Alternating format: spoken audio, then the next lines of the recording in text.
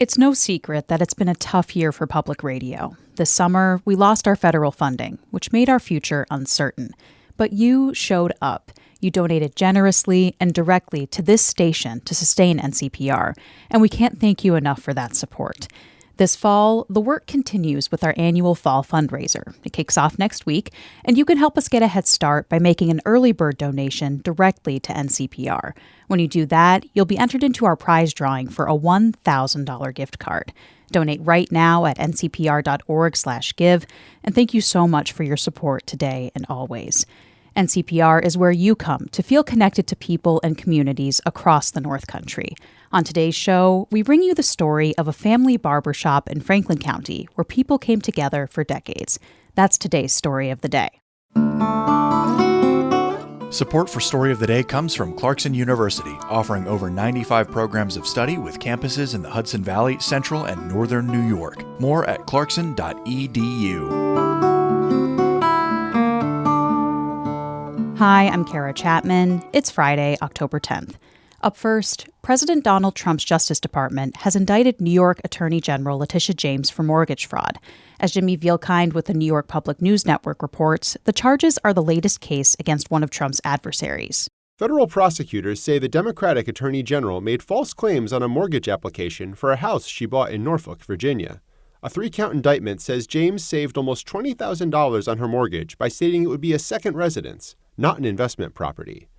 James says the charges are politically motivated. She's been in Trump's crosshairs since she won a 2023 civil fraud case against the president. These charges are baseless, and the president's own public statements make clear that his only goal is political retribution at any cost. Trump says James led a witch hunt against him. He's publicly pushed prosecutors to bring charges and called for James to resign. In Albany, I'm Jimmy Vielkind for the New York Public News Network. Some North Country residents could see their health insurance premiums double next year. That's because federal tax credits for folks who buy insurance through the state marketplace will expire at the end of December. That'll make insurance for at least 1.7 million New Yorkers more expensive. The issue is at the heart of the current government shutdown. Democrats want to extend the tax credits, Republicans don't. Amy Feiereisel has more. The Affordable Care Act tax credits help lower and middle-income Americans who aren't insured through an employer pay for their health coverage. Without that help, the cost of insurance for over 20 million Americans will increase significantly. New York Senator Kirsten Gillibrand says that's not going to be financially possible for many people currently enrolled in the plans. Most Americans don't have hundreds of dollars to spare every month to cover these cost increases. This is no longer a hypothetical scenario. With the November 1st deadline for open enrollment approaching, insurers have started sending out notices in the mail about price hikes. New Yorkers can now calculate their new premium cost on the New York State marketplace. Clinton and Herkimer counties have the most dramatic increases. For a family of 4 in Clinton County making $130,000 a year, the cheapest insurance plan on the New York marketplace costs just over $1,000 a month in 2025. In 2026, that same family will have to pay more than double that per month. The increase is less steep in Essex, Franklin, Jefferson, Lewis, Warren, and Washington counties, but still significant, around 40% more expensive. For a family of 4 in those counties, the monthly premium jumps from around $1,000 to $1,500. That's $6,000 more annually. For these increases not to take effect, Congress would have to extend the Affordable Care Act tax credits. That's something Democrats are advocating for. Republicans are split, but top leaders say they won't negotiate on the tax credits as part of reopening the government. You can find your calculated price increase online at nystateofhealth.ny.gov. You can find a table with county-by-county increases on our website, ncpr.org. Amy Feiereisel, North Country Public Radio. The Adirondack Park Agency approved nearly 360 new RV sites on the southern shore of Great Sacandaga Lake at their monthly board meeting yesterday. Most APA projects receive unanimous support from the board, but the RV project got pushback from 3 members, including Rush Holt. I am not convinced that this does meet density and intensity guidelines and shoreline protection. The permit allows the owner of Sunset Bay RV Park in Mayfield to expand its campground from about 280 sites to 640. Most public commenters opposed the project due to environmental concerns and community impact.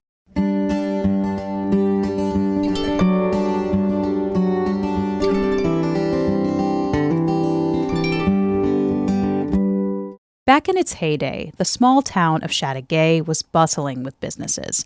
In the 1950s and 60s, Main Street storefronts were full, and Canadians flocked across the border to shop and buy gas. And one family barbershop was a cornerstone of the social scene. That's today's North Country at Work story. Anna Williams-Bergen has more. Chateaugay is a small town in northern Franklin County. It sits less than 5 miles from the Canadian border, and it's got a long history of exchange between the two countries. That's how Canadian Edith Lepardo met her husband Gabriel over 60 years ago. A friend of mine was going out with an American, and one Sunday afternoon they stopped by. Gabe was with them and wondered if I'd like to go for a drive. So we went for a drive up around Chateaugay Lake. The rest was history. Edith and Gabe got married, and she joined the Lepardo family. In Chateaugay, that name was synonymous with two things: a good haircut and good company. It went back to 1951, when Gabe's father, Jim Lepardo, founded the Main Street barbershop that became a family business. Gabriel went to barber school after graduation, and then he came back and assisted his father in the barber business. That was in 1955. Back then, Chateaugay bustled with shoppers and farmers coming to and from the cheese plants. The farmers at that time were bringing their cans of milk to the milk plant, and they would stop and do some pick-up groceries that their wives needed. There were also 3 bar rooms, and sometimes the farmers would stop and have a drink before they went home. And the barbershop was a cornerstone of the town's social scene. People would pop in for a haircut or just to catch up. And Edith Lepardo says their customers weren't just from Chateaugay. They also had a lot of Canadians from across the border that came for haircuts. There were stores in Chateaugay, and a lot of people came up and did their shopping and then stop in for a haircut. It was a great visiting place. There were a group of senior men that used to walk to the post office for their mail, and they would stop in at the barbershop and visit, get the news. Gabe Lepardo was also Chateaugay's mayor for many years. One of his clients was a young man named Billy Jones. You would go into Gabe's barbershop, and there would be the old timers, so to speak. There'd always be the same crew in there, and you'd go in there, and it'd be like you'd get a lot of advice. Let's just say that. It was a conversation with Lepardo that led Jones to pursue politics as a career. And he said, well, there, young fella, I think I'm getting done being the mayor, so would you be interested in doing it? And so that's basically how I was became elected to my first position. Jones became the mayor of Chateaugay and then a state assemblyman. And Lepardo's shop was still the place to get caught up. And they'd be talking about what was going on and obviously to me about what I should be doing or what I was doing wrong. Jones says Lepardo's barbershop just had that essence of small-town community. It wasn't just getting a haircut. It was a lot more than that. Gabe Lepardo cut hair at his barbershop for 65 years. The Lepardo barbershop closed when he retired in 2020, and he passed away shortly after. For North Country Public Radio's North Country at Work project, I'm Anna Williams-Bergen in Chateaugay. North Country at Work is a long-running project of NCPR that collects photos and stories about working life in our region. If you have a work story you'd like to share, email us, work@ncpr.org. We have more news all the time on our website, ncpr.org. Music today by Eddie Lawrence of Saranac Lake and Dennis Gallagher of Keene. I'm Kara Chapman, North Country Public Radio.